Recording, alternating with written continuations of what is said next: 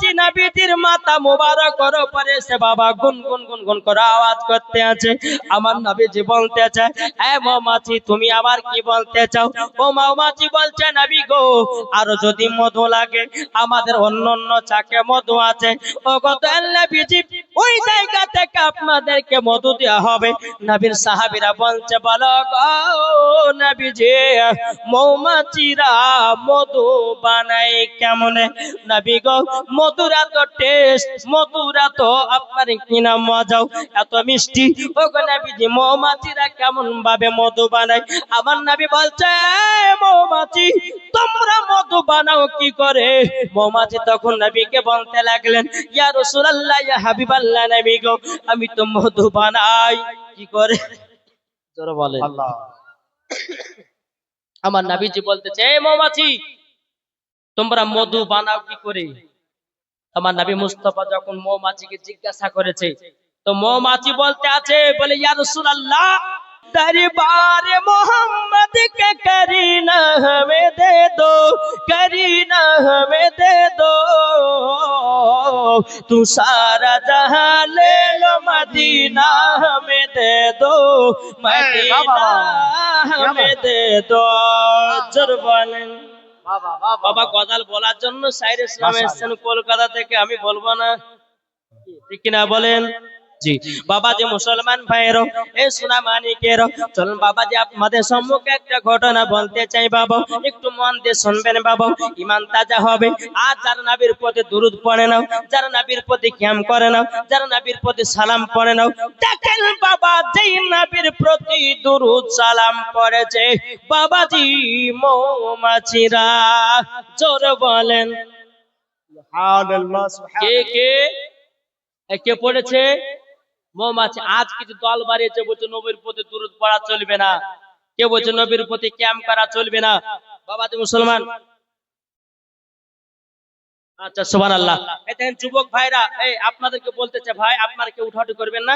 আমার যুবক ভাইরা চাদর নিয়ে যাচ্ছে, যে যেমন পারবেন 100-200 মসজিদের জন্য আপনারা মসজিদের জন্য দিবেন, কেউ উঠাউঠি করবেন না। জি এই কিছুক্ষণের মধ্যে আপনার প্রধান অতিথি সব চলে আসবেন ইনশাআল্লাহ। এটা বাচ্চা, একটা বাচ্চা ছেলে দিচ্ছে 50 টাকা, আল্লাহ তার দানকে কবুল করুন। জোরে বল আল্লাহ আমিন।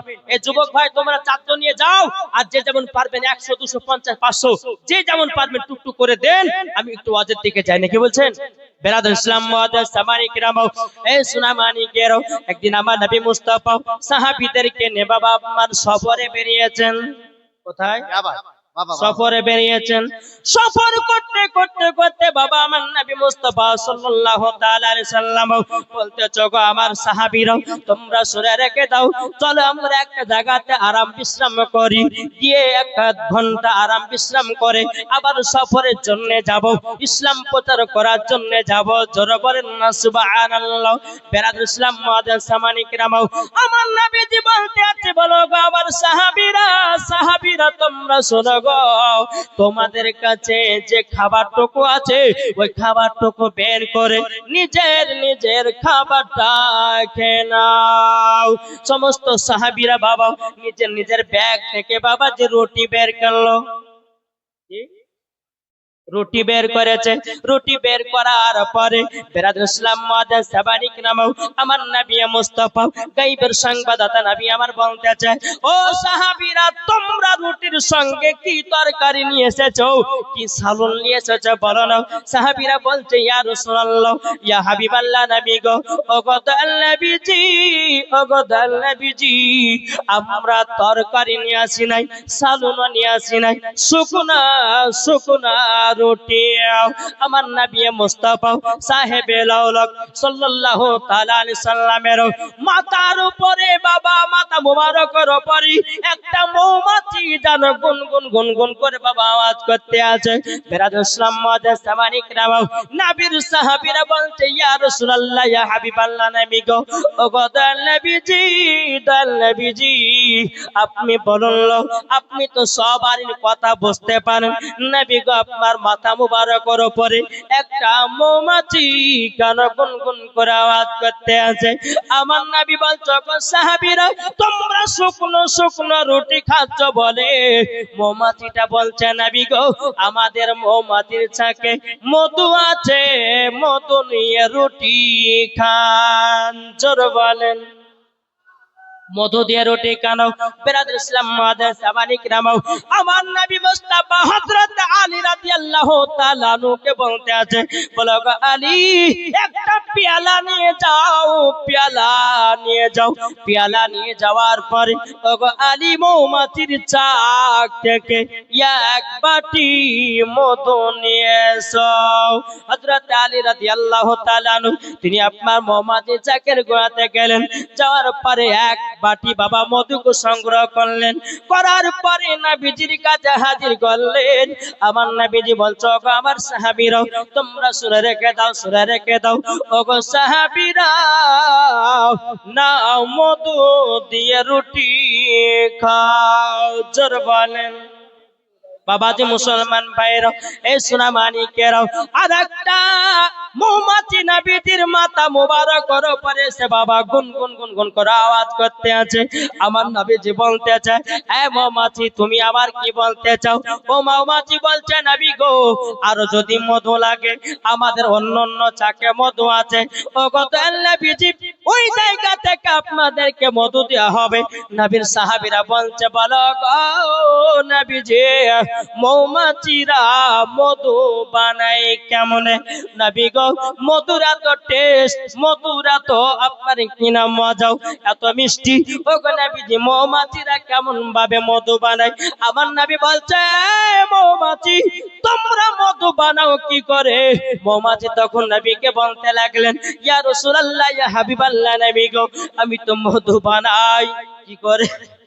জোরে বলেন আল্লাহ। আমার নবীজি বলতেছে এই মৌমাছি তোমরা মধু বানাও কি করে? আমার নবী মুস্তাফা যখন মৌমাছিকে জিজ্ঞাসা করেছে তো মৌমাছি বলতে আছে বলে ইয়া রাসূলুল্লাহ আমরা ফুল থেকে রসগুলোকে সংগ্রহ করে নিয়ে এসে একই জায়গাতে একত্রিত করি। জোরে বলেন।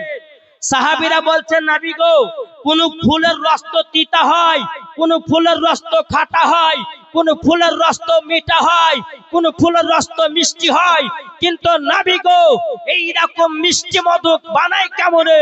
মৌমাছি তখন বলতে লাগলে ইয়া রাসূলুল্লাহ আমরা ফুল থেকে যখন রসগুলোকে সংগ্রহ করে একই জায়গাতে একত্রিত করি আমরা যখন মধু বানাই নবী গো আপনার প্রতি দরুদ পড়তে পড়তে অটোমেটিক মধু হয়ে যায়। জোরে বলে। তাইলে চিন্তা করুন আমার নবী মুস্তাফার প্রতি বাবা যে দুরুদ পড়তে পড়তে বাবা মৌমাছিরা মধু বানায়, আমরা কি নবীর প্রতি দুরুদ পড়ে আমাদের কি ঈমান পাকা করতে পারি না? এটা হাত তুলে বলেন। কি গো এখনই হাত তোলাতে এলে যাচ্ছেন? জি প্রধান অতিথি সাহেব যখন আসবেন তিনি তো আরো হাত তুলতে বলবেন না, বলবেন না? তাহলে এখন থেকে আমাদের হাত যদি নিচু হয়ে যায় তো আমার মনে হচ্ছে যে প্রধান বক্তা আসা পর্যন্ত মনে হয় কেউ মনে হাত তুলতে পারবে না। কি বলছে? জি বেরাদর ইসলাম তাহলে দেখেন যেই নবীর প্রতি বেরাদর ইসলাম মৌমাছিরা মধুর যখন তৈয়ার করে নবীর প্রতি দুরূদ পড়ে পড়ে বেরাদর ইসলাম মুআদ্দাস সামানি کرام মৌমাছিরা মধু বানায়। জোরে বলেন সুবহানাল্লাহ। একবার দুরূদ শরীফ পাঠ করুন আল্লাহুম্মা সাল্লি আলা মাওলানা মুহাম্মদ ওয়া আলা আলি সাইয়্যিদিনা মাওলানা মুহাম্মদ হরদম জবান সফিয়ানা মুহাম্মদ কো বলতেছে তুমি মানলে মানো না মানলে মন মানো না। কাদের সুন্নিদের কথা জোরে বলেন। হ্যাঁ সুন্নিরা বলতেছে কাদেরকে বুঝতে পারছেন তো? কি সুন্নিরা বলতেছে তুমি মানলে মানো না মানলে মন মানো না। আশিকের আসল জান্নাত সোনার মদিনা। জোরে বলেন আশিকের আসল জান্নাত সোনার মদিনা। আশিক হৃদয় যত ইশকেরি ডালা। জোরে বলেন সুবহানাল্লাহ হবে না? আশিক হৃদয় যত ইশকেরি জ্বালা দূর করিতে পারে ওই মদিনা বালা। তাই মদিনা মদিনা করে, তাই মদিনা মদিনা করে হয়ে যাও ফানা। আশিকের আসল জান্নাত সোনার মদিনা। জোরে বলেন তুমি মানলে মানো না মানলে মন মানো না। আশিকের আসল জান্নাত সোনার মদিনা। যাদের দিলে আছে নবীর ভালোবাসা তাই তো তারা যাবে সোনার মদিনা। দেখলে পরে বোঝা যায় নবীর দিওয়ানা। আশিকের আসল জান্নাত সোনার মদিনা। জোরে বলেন বাবা যে মুসলমান ভাইয়েরাও এই সোনামানিকেরাও আপনাদেরকে বলতে চাই, আপনারা অনেকে মুসলমান আপনার বসে আছেন। ও মা কালা শুনে যান, মা রাতের বেলায় মা জননীরাও আপনাদেরকে বলতে চাই, মায়েরাও নারী যদি হতে হয় খাতুনে জান্নাতের মতো নারী হন, নারী যদি হতে হয় হযরতে রাবিয়া বসরির মতো নারী হন, নারী যদি হতে হয় হযরতে মা আমিনার মতো নারী হন, নারী যদি হতে হয় ওগো মা জননীরাও মা খাদিজা রাদিয়াল্লাহু তাআলা আনহার মতো নারী হন। মরার পরে জান্নাতি জান্নাতি। জোরে বলেন না সুবহানাল্লাহ। ও যুবকেরা ও ভাইরা গো, সবাইকে একদিন অন্ধকারে কবরে যেতে হবে। তাই আপনাদেরকে বলতে চাই, দিলেতে নবীর মোহাব্বত রাখো, দিলেতে নবী মুস্তাফার ভালোবাসা রাখো। আমরা নবী নবী করি কিন্তু নামাজ আদায় করি না। আমরা নবী নবী করি, নবীর সুন্নাতকে পালন করি না। আমরা নবী নবী করি কিন্তু বাবা নবীর প্রতি দুরূদ সালাম পড়ি না। ও যুবক ভাই তোমাদেরকে বলতে চাই, অন্ধকার কবর কঠিন বড় জায়গা, সবাইকে অন্ধকার কবরে বাবা যেতে হবে। আজ আমরা মুসলমান বাবা রাস্তায় চলতে চলতে বাবা মিথ্যা কথা বলি। আমরা রাস্তায় চলতে চলতে আপনার কত রকমের আপনার খারাপ কাজ করি। আমার আল্লাহ পাক আল্লাহ তাআলা বলছো আমার বান্দা বান্দিরাও তোমরা যদি মিথ্যা কথা যদি বলো তোমাদের জিহ্বা কেটে জাহান্নামের আগুনে পোড়ানো হবে। আজ আমাদের যুবকদেরকে দেখা যায় বাবা মিথ্যা কথা, এক মিনিটে মিথ্যা কথা বলে। ওগো যুবকের একবার কবরকে স্মরণ করো, কবরকে লক্ষ্য করো। আমার নবীজি বলে যে উম্মতেরা কবরকে স্মরণ করে তাদের দ্বারাতে গুনাহ বলতে কিছুই নাই। জোরে বলেন না সুবহানাল্লাহ। ও যুবকেরা কাল কিয়ামতের ময়দানে যখন তোমাকে আপনার কিনা হিসাব নিকাশ করা হবে রে বাবা, আপনি যখন নামাজ পড়ার কথা বলতে পারবেন না, আপনি রোজা করার কথা যখন বলতে পারবেন না, আপনি তো দুনিয়াতে নামাজ পড়েননি, রোজা করেননি, নবীর সুন্নাতগুলোকে মেনে চলেননি। বাবা যে মুসলমান কাল কিয়ামতের ময়দানে বলবে ও বান্দা যাও জাহান্নামে যাও। ও যুবকেরা আপনাদেরকে বলতে চাই রে ভাই